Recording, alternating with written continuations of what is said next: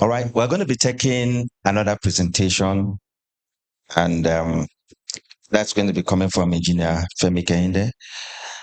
We've talked about where we are currently. So we're going to be benchmarking on that to go to make our plans. So he's going to be talking about it. Let's put our hands together for him.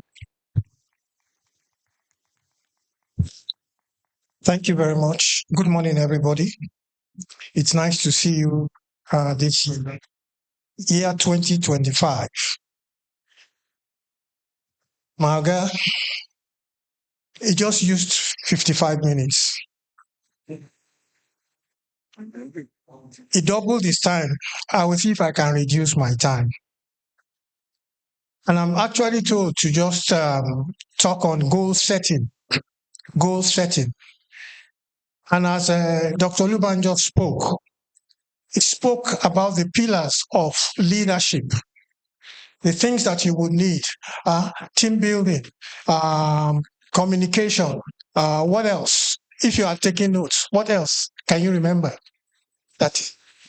Pardon? Accountability and all that. You can imagine if you have all those and then there's no goal, what will happen? Everything falls flat. Everything falls flat. And when we look at our chapters, I look over time, how many of our chapters really had goals? Yes, we are flagship. Maybe we'll be blazing the trail if actually we had goals set. So I'm just going to be charging us this morning. And this presentation was from Southwest 2. I'm not going to be going through it because it's about 28 slides. I intend not to go through it. But I'm just going to be talking about it just from point to point. Goal setting is important. And we cannot not set goals. You cannot not set goals. If you decide not to set goals, you have set a goal. Hello? And if you decide to set a goal, it's for your benefit. So I am actually just charging us that one of the reasons why we have not really performed, we have not performed very exceedingly in Southwest 7 is because we don't set goals. Let's look back at our chapters. How many of them at the beginning of the year, when I came into the full gospel, and many years ago, one of the things that we did every January was actually coming together. Prayerfully, the word keeps coming back. Dr. Lubanjo said it, Adisi said it. We'll prayerfully go somewhere, and we will set the plan, either for the quarter, or for the half the year, or even the entire year. And then when we are going to Abuja, what happens? Or Benin in those days, we already know what, and then we are actually going with letters. What happened? So goal setting is important. And it has no barrier. Age is not a restriction. People have set goals. And I would just want to advise us, let's get our men together. Full gospel is a training ground. Because if we can get them, a number of them run businesses, and I'm sure that they set goals. So why is it not happening? We will send these slides. I'll put it on the membership platform. We'll have it, or the board platform, so that you can have it. But the slide speaks to why you should have goals, how you should have goals, and what are the disadvantages of not having goals.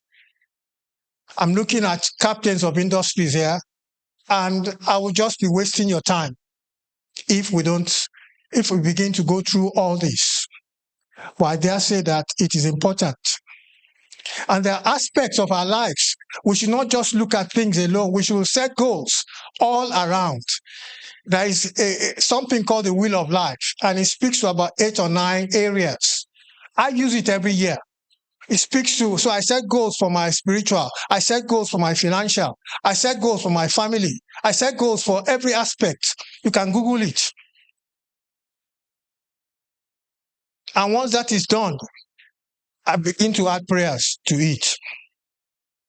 When you look at my financial plan, there is a line called medical. And when over the years, I can tell you how much I've spent every year as far back as year 2000. And when I compare year to year, and I see that the medical is going up, what happens? It ends up in the prayer that, God, what is happening?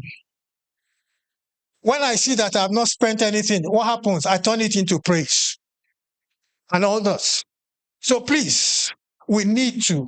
Age is not a barrier, like I said. When we go to the slide that talks about the wheel, just move fast forward to it. And you can see the areas that you need to do all that for. And when you start doing it, when it becomes part of you, when you have men around you, what happens? You infect them with that. 2 Timothy chapter 2, verse 2 was saying, look for faithful men and do what? And hand over. Commit it into their hands. And they too, when the fire catches, then the fire begins to burn. Gentlemen, we need to wake up our leaders, our chapter presidents. Yes, they may not be at the level that we want, but if we take them step by step, precept upon precept, line upon line, we will get them to where we want. It was said of David, he said that the men that came to him were useless men, horrible men. But years later, when they talked about these men, they became valiant men. Ladies and gentlemen, I think we have a work at hand. And this is the time to repair the breach and the altar. And one of the ways we can do it is to set goals. And like he said earlier, if we don't set goals, we have a problem. If we set goals and we don't monitor them, we have a problem. If we monitor them and we are not consistently doing it so that we can continue to get to our goals, we have a problem. But I'm convinced that I have men here and I have ladies of the fellowship that will support us in prayer and in all those, and we'll get to a happy land. I'll leave it here. God bless you.